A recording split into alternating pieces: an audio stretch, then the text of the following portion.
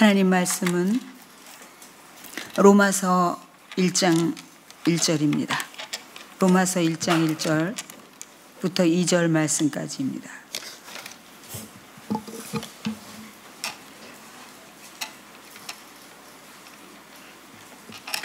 여러분과 같이 합독하도록 하겠습니다. 로마서 1장 1절부터 2절까지.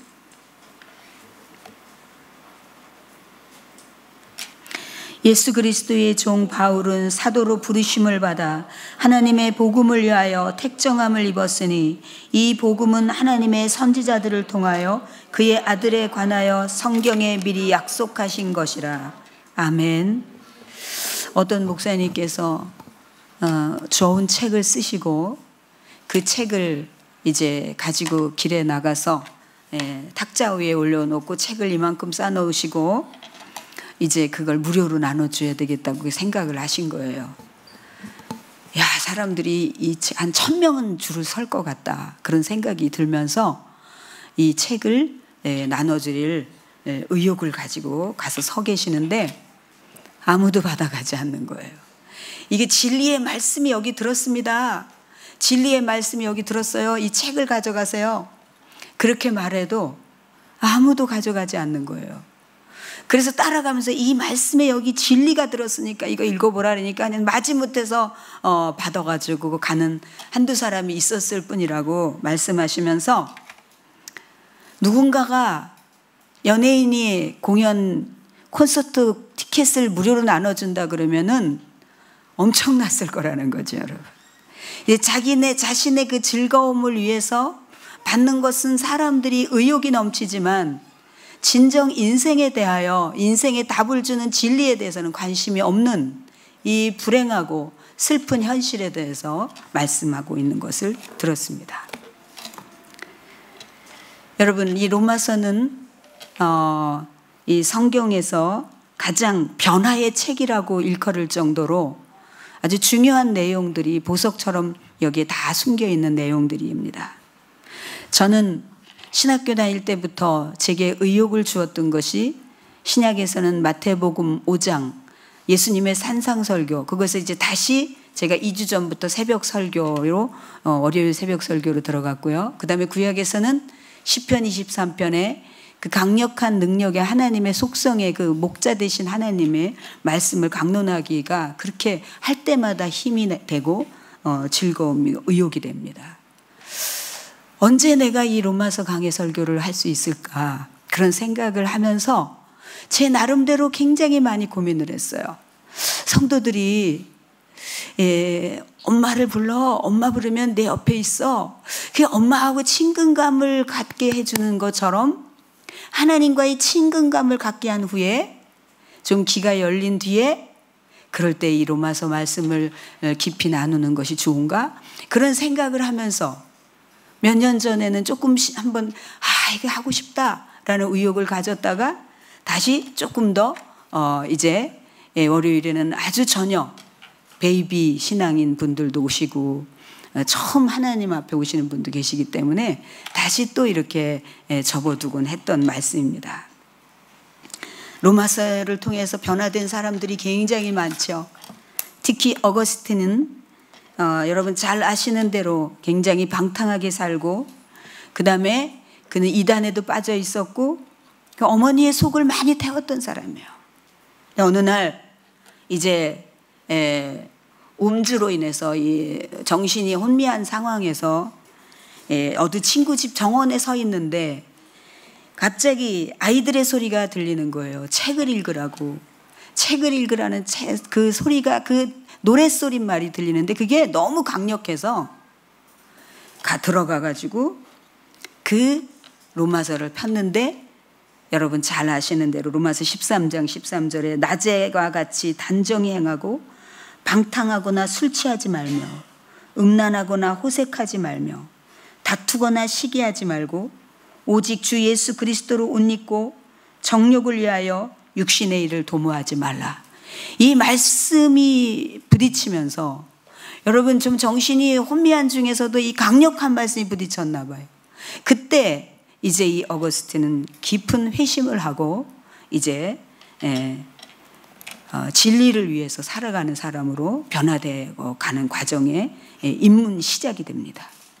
그런가 하면은 루터도 많은 인간의 죄성에 대해서 고민하다가 이 로마서 1장 17절에 오직 의인은 믿음으로 말미암아 살리라 함과 같으니라고 하는 이 믿음에 많은 말씀을 듣고 그의 모든 무거운 것들이 벗어지면서 진정 하나님의 의로만이 우리가 살 수 있다는 것을 깨닫게 되는가 하면 그 외에도 많은 사람들이 이 로마서를 통해서 요한 웨슬레나 또는 많은 그 한 시대에 크게 영적인 영향력을 끼쳤던 많은 사람들이 이 로마서를 통한 고백은 오늘 많은 사람들이 변화의 책이라고 말하기에 부족함이 없는 그런 표현들이 남아 있습니다.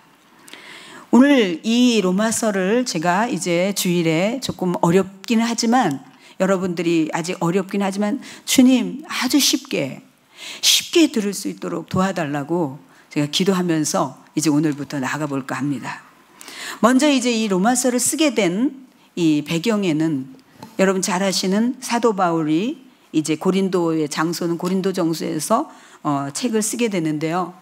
이때의 상황이 굉장히 어려운 상황이었어요. 정치적으로는 굉장히 불안정한 상태였고 또한 종교적으로도 굉장히 혼란스러운 그런 상태였습니다. 당시에 글라우디오라고 하는 황제가 정권을 잡고 있었는데 이 정권이 굉장히 불안정한 상태에 있었습니다. 그러면서 그런 상황 속에서 사람들은 이제 기독교를 박해하면서 또 엄청난 죄가 만연되어 있으니까 죄가 만연되어 있으면 기독교인들이 싫어지는 거거든요. 그러면서 이제 기독교인들을 추방하자고 하는 그런 여론이 조성이 되고요.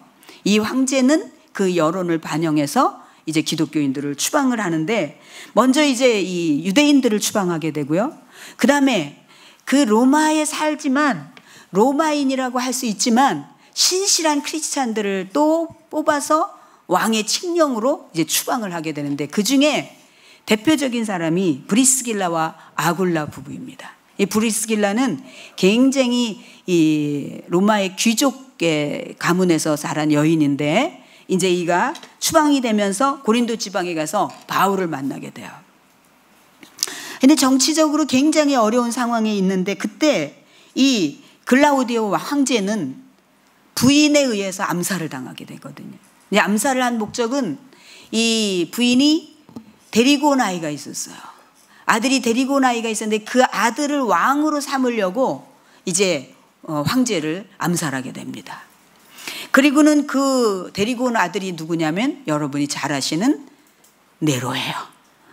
그런데 이제 네로가 왕권을 정치를 하게 되면서 처음에는 유화 정책으로 굉장히 사람들의 의견을 반영하면서 이렇게 잘 되어져 가는 것 같았지만 이제 굉장한 심한 많은 갈등들이 일어나면서 끊임없는 저녁마다 밤마다 이 귀족들이 베푸는 이 연회, 이 잔치를 배설하면서 기독교인들에 대해서 극대한 감정이 일어나고 그러면서 싫어지게 됩니다. 결국 이 네로는 나중에 엄마를 이 친모를 암살합니다.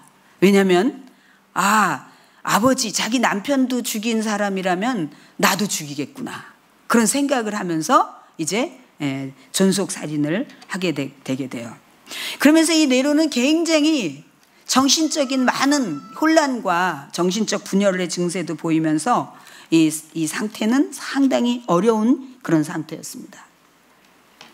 그리고 나서 이제 사람들에게 새로운 신도시를 이 천재적인 그 기획을 해서 신도시를 만들어야 되겠다라고 하는 그런 목적을 갖게 되면서 과도한 세금 징수를 하게 되면서 그다음에 이제 여러분 잘 아시는 방화 사건이 있잖아요. 방화 사건을 통해서 점점 이게 좁혀지는 게 이게 방화의 주범이 네로다라고 하는 것이 점점 가까이 오면서 이제 네로는 기독교인들에게 그 모든 방화의 주범으로 뒤집어 씌우게 되고요. 여러분 잘 알다시피 기독교인들은 굉장한 핍박을 많이 당하는 거예요. 너무나 많은 핍박을. 짐승의 탈을 씌워서 짐승 속에 집어넣기도 하고요. 그 다음에 이제 원형 경기장에서 짐승들의 밥이 되기도 하고요. 나는 그리스도인이야 라고 고백하는 모든 사람들을 잔인하게 죽는 이 본격적인 핍박이 일어나게 됩니다. 그때 이런 많은 박해들로 인해서 이 기독교의 연약한 사람들은 점점 무너지기 시작을 하는 거예요. 담대하게 저 굶주린 사자에 빨리 와서 나를 찢어라. 나를 찢으면 내가 하나님 앞에 가는 거야. 그렇게 확실한 신앙들이 있는가 하면 그 모든 어려움을 바라보면서 너무나 많은 혼란 속에서 왜 하나님을 따르는 사람들이 이렇게 되어야만 하는가, 이런 것들에 대해서 혼란을 느낀 많은 성도들은 회의를 느끼고 낙심을 하고 이러한 분위기가 된 거예요. 그러니까 영적인 분위기, 이 기독교의 그 신앙적 분위기와 또 나라 이 로마의 그 국가적인 정치적인 혼란과 이런 모든 것들이 아우러져서 특히 이 바울은 흔들리는 기독교인들에게 확실한 기독교의 온전한 말씀을 통한 교리 정리로 그들의 신앙을 바로 세우려고 이 책을 쓰게 되는 것입니다. 여러분, 바울은 늘 항상 한결같이 하는 얘기가 있는데, 바울 서신에서 가장 먼저 거의 빼놓지 않고 자신을 소개할 때 그리스도의 종이라고 말해요. 이게 자신이 그리스도의 종이 된 것이 너무 영광스러운 신분이 되는 거예요. 그게 너무너무 영광스러운 신분. 사실 여러분 아시다시피 바울은요, 굉장히 부유하고 아버지가 굉장히 이 재력가였다고 역사는 기록을 하고 있는데, 부유하고 지식과 지혜와 이런 모든 그 수준이 굉장히 뛰어난 사람이에요. 그럼에도 불구하고 이제 이 바울은 다메섹 도상에서 예수님을 만난 다음부터 그렇게 모든 사람들이 부러워하는 그런 모든 스펙들이 너무 부끄러워지고, 그것을 가지고 말했던 것들, 그것을 가지고 휘둘렀던 것들이 너무 부끄러워져서 뭐같이 버린다 그랬습니까, 여러분? 배설물같이 버린다는 거예요. 여러분, 배설물은요, 우리 속에 나왔지만 뒤를 돌아보기가 싫어요. 그렇잖아요. 얼렁 내려버려요. 그럴 정도로 이 바울은 자신의 한때 자신에게 우월감을 주고 자랑이 되었던 그런 모든 것들이 예수 그리스도 앞에서 너무 보잘것없는 그것을 알면서 그걸 배설물같이 버렸다고 말하고, 그 다음에 예수 그리스도 한 분만을 쫓아가는 그런 종인 것을 자신 굉장히 영광스러운 신분으로 고백하고 있습니다. 여러분이 belong to Jesus를 오늘 그 티셔츠를 우리가 다 입었어야지, 제가 웃으면서 그런 생각을 했는데, 여기에서 바울이 얘기하는 이 종은 그리스도께 속했다는 거예요. 오로지 그리스도 예수 한 분만이 우리를 움직일 수 있고 허락할 수 있고, 불응하면은 우리는 아무것도 하면 안 되고, 그런 철저하게 그리스도에게 속한 그 상태가 이 바울은 너무 기쁜 거예요. 너무너무 영광스러운 거예요. 여러분, 저도 가끔씩은 그렇게 하나님 앞에 의심을 할 때가 있어요. 제가 의심을 해요. 어떤 의심을 하는지 아세요? 하나님, 저를 종으로 부른 게 맞으신가요? 이렇게 부족한데, 이 얼마나 영광스러운 이 자리에서 해야 될 일들과 이런 게 얼마나 많은데 제가 진짜 맞나요? 이것을 정말 어느 순간에는 나의 부족함을 보면서 막 하나님 앞에 그런 질문을 해요. 주님, 제가 여기에 있어도 되는 것입니까? 사랑하는 여러분, 오늘 바울과 같이 여러분이 그리스도에 속하여 그리스도의 종으로 살아갈 수 있다는 것은 어떻게 그걸 표현할 수 있겠습니까? 여러분들이 정말 의심이 될 정도로 내가 주님의 종이 맞나? 내가 주님께 속해 있나? 어떻게 이럴 수가 있지라고 하는 그 주님께 속하였다라고 하는 그 가치가 여러분이 훨씬 더 깊게 다가와야지 돼. 이게 다가오지 않기 때문에 감사도 없고 그냥 이게 덤덤해지는 거예요. 여러분, 오늘 바울은 자신이 내가 사도로 그리스도의 종이다, 사도로 부르심을 받았다, 이게 너무 영광스러운 거예요, 이 바울에게 있어서. 만일 우리가 그런 생각을 하지 못한다면 아직 예수님의 가치를 모르는 것입니다. 이건 분명한 것입니다. 예수님의 가치를 모르는 거예요. 그래서 어떤 면에서 정말 우리가 주님의 종으로 살아간다는 것이 얼마나 벅차고 자다가도 일어나서 막 이 정신이 희왔나 할 정도의 그 가치를 여러분들이 골고루 깨닫고 느끼시는 축복이 있기를 소원합니다. 오늘 이 바울은 얼마나 수없이 예수님 한 분만을 위해서 고난을 당하고 매를 맞고 그랬어도 끝까지 자신이 그 위치에 있다는 것을 최고의 자랑이며 영광으로 알고 살았습니다. 먼저 이제 바울은 자신이 복음을 위하여서 내가 하나님 앞에 택정함을 입었는데, 이 복음은 하나님의 선지자들을 통하여 그 아들에 관해서 성경에서 미리 약속한 거다고 말씀하십니다.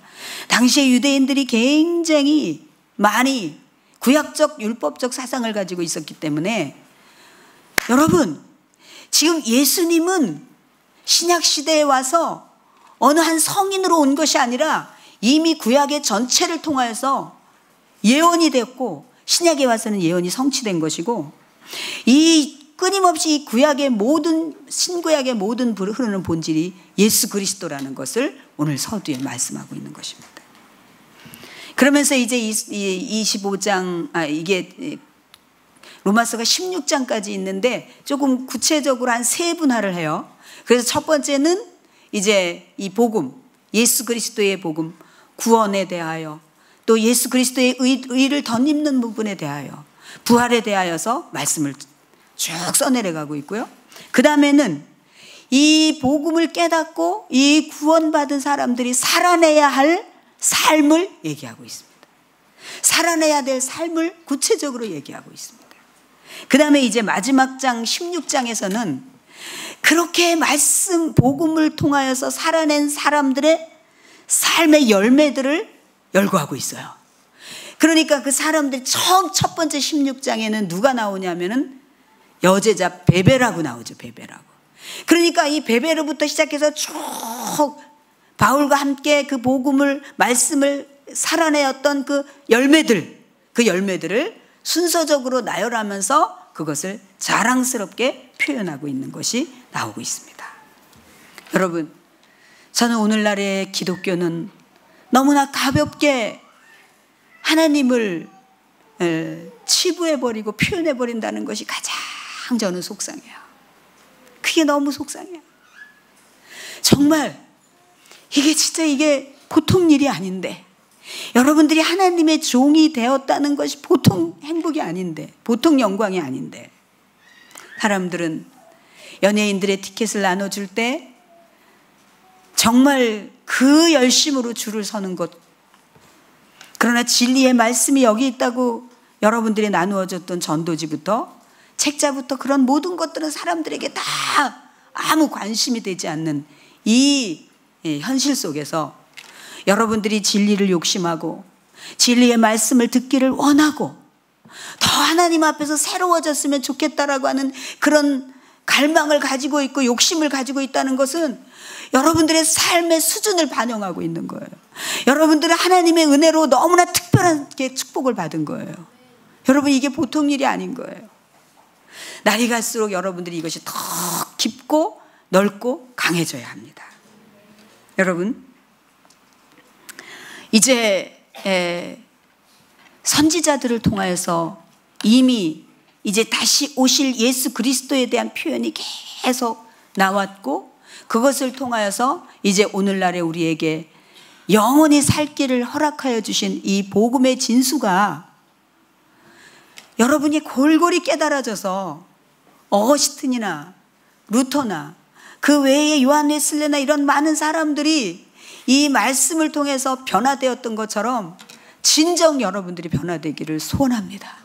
여러분들도 자다가 일어나서 내가 주님의 종이 된 것이 너무 영광스러워서 무릎을 꿇고 두 손을 번쩍 들고 하나님, 제가 어떻게 여기에 있습니까? 라고 고백할 정도의 그런 수준이 돼야지 돼요. 여러분, 이때의 기독교인들은 온갖 형용할 수가 없는, 여러분 우리는 잠깐 동안 이 역사의 책에서의 기록과 아니면 때로는 조금 더 실감 있게 영화 속에서 보잖아요. 정말 놀라워요, 여러분. 내가 크리스찬이다라고 말하는 모든 사람들은 굶주린 사자 앞에 찢어져야 되고 화염에 휩싸여서 죄가 돼야 되고 이런 수많은 고통을 아무렇지도 않게 감당해냈던 사람들이에요. 여러분, 우리는 그렇게 살아가야지 되는 존재들입니다. 우리가 요즘에 부쩍 우리 자신을 지킬 수가 없기 때문에 하나님 앞에 기도하는 것 외에는 우리 자신을 지킬 수 없다고 그러죠. 여러분, 우리가요, 하나님의 말씀이 한 30%, 20% 정도 틀린 것은 표가 날 수가 있어요. 그런데 하나님의 말씀이 아주 99%에서 1% 정도를 살짝 틀린 것은 전혀 표가 나지 않기 때문에 다 속습니다. 그래서 이 잭프님 목사님은 그런 얘기를 했어요. 우리가 죽은 행실이 어떤 건지 아니? 죽은 행실이 어떤 건지 알아? 죽은 행실은 이 육신이 우리가 잘못하고 뭐 도둑질을 하고 아니면은 혈기를 못 이겨서 뭐 때리고 싸우고 아니면 말로 이렇게 비난하고 이래서 짓는 죄는 금방 표가 나는 거예요. 그렇죠, 여러분? 금방 표가 나기 때문에 이런 것들은 우리가 회개하기가 쉬운 거예요. 근데 우리가 죽은 행실인데 그걸 모르고 있는 거는 거의 가늠할 수가 없다는 거예요. 가늠할 수가 없어요. 여러분, 그 죽은 행실이 뭔지 아십니까? 내가 그동안 죽은 행실이었는가? 아니면 살아있는 행실이었는가를 진단하는 시간이 돼야 되는데, 죽은 행실은 하나님을 사랑하는 마음이 했던 모든 봉사, 모든 행동인 것입니다. 그게 죽은 행실인 거예요. 여러분, 그것을 이해하기 어렵지 않잖아요. 아내나 남편이 나를 사랑하는 마음이 전혀 없이 기념일 챙기고 생일 챙기고 명품백 사주고 그런 것들이 여러분 행복하던가요? 그게 여러분들 부부간에서 그게 의미가 있었던가요? 그건 아니야, 그건 라고 여러분들이 단호하게 말할 거예요. 마찬가지로 우리의 신앙의 행실에서 죽은 행실은 하나님을 사랑하는 마음이 없이 사람들에게 돋보이고 내 만족을 위해서 아니면 사람들의 칭찬을 기대하고 했던 그런 모든 행동들이 죽은 행실이라는 거예요. 그러니까 이게 거의 죄라고 느끼지 못할 정도의 아주 민감한 부분이에요. 그렇죠, 여러분? 우리는 육체적으로 나타나는 죄는 죄라고 할 수 있어요. 죄를 금방 느낄 수 있어요. 내가 지금 뭐 하는 거야? 하면서 여러분 바로 회개할 수 있어요. 근데 우리 마음에 그런 것이 없이 행했던 모든 것들을 여러분들이 죄라고 생각하지 않았어요. 굉장히 깊은 얘기입니다. 한 번도 그런 걸 죄라고 생각하지 않았어요. 그냥 우리는 우리 자신도 모르게 내가 나의 의견이 반영되지 않을 때, 나를 알아주지 않을 때 그냥 우리는 토라지고 서운하고 그것이 정상이라고 생각하면서 여기까지 왔는지도 몰라요. 오늘 우리는 진정한 복음 앞에서, 진정한 말씀의 깊은 본질 앞에서 우리가 다 새로워지면서 정말 우리 안에 있는 죽은 행실, 그리고 진정 20% 30% 틀린 것은 쉽게 넘어갈 수가 있지만, 쉽게 찾아낼 수가 있지만, 그러나 1%가 틀린 것은 찾아낼 수가 없어요. 그 찾아내기가 어려워요, 여러분. 그래서 여러분들이 하나님의 말씀을 듣다가 아이고 말씀으로 그렇게 살 수가 있나? 이것도 우리가 속고 있는 1%에 해당되는 거예요. 아시겠습니까, 여러분? 말씀이 그런 거면 그런 거예요. 우리가 못 살아내는 것에 대해서 하나님 이 살아낼 수 있는 능력을 주세요라고 기도할 수 있는 밖에 없는 거예요. 말씀이 그렇지만 그렇게 할 수가 있냐고 하는 것은 아주 우리 교묘하게 우리 자신을 흐트러뜨리는 교묘한 술수에 걸려드는 거예요. 그냥 하나님의 말씀이 그러면 우리는 그대로 살아내지 못하는 우리 자신이 속상하고, 주님 저를 더 붙들으셔서 더 큰 능력을 주셔서 말씀으로 살아내게 해달라고 기도하는 것이 우리의 자세인 것이지, 오늘날의 모든 진리는 아주 교묘하게 흐트러뜨리기 시작합니다. 저는 오늘 제 이 설교 원고에 너무 가벼운 기독교라고 썼습니다. 여러분, 며칠 전 새벽에 말씀을 읽는데 새벽에 통독을 하는 순간에 인도자가 그런 얘기를 했습니다. 독수하지 말자고. 근데 제가 그때 말씀을 그날 새벽에 많이 회개를 했어요. 전에 이 사극에서 보면은 왕의 서신을 받으면은요, 왕의 서신을 가지고 오면 그 왕의 서신을 펼쳐놓고 깊이 절을 하고 떨리는 손으로 그 왕의 서신을 읽어요. 근데 우리는, 나는 그게 퍽 제게 오는 거예요. 그래서 하나님 죄송해요. 너무나 가볍게 하나님 말씀을 쉽게 대했네요. 인간의 말도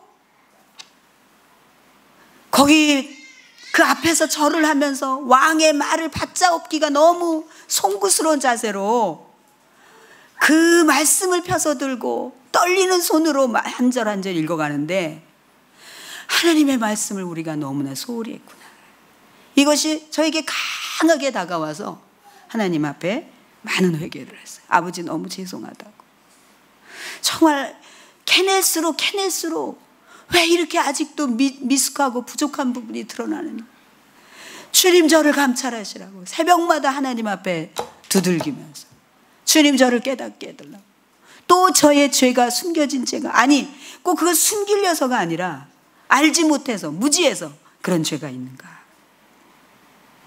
그러면서 저는 하나님 앞에 너무 우리 하나님 아버지, 제가 병원에서 환자들을 볼 때 환자들이 흔히 하는 얘기가 다 종교는 다 하나씩 가지고 있으면 유익하다고. 그러면서 환자 얘기를 이렇게 듣다 보면은 예수님도 다 성인 중에 한 사람이고. 그래서 제가 그 성인 중에 한 사람이라는 게 너무 자존심이 상해가지고요. 아니라고. 그들은 성인이라고 일컫는 사람들은 진리가 뭐냐? 이게 진리야. 그러면서 진리를 만드는 종교의 창시자들이라면 예수 그리스도는 진리 자체라고 제가 그렇게 힘주어 말하고 나서부터 그 다음에 환자들에게 어려운 삼위일체를 설명한 다음부터 그분을 성인의 하나로 보는 것이 싫어서 성자 하나님이라고 표현하기 시작을 했습니다.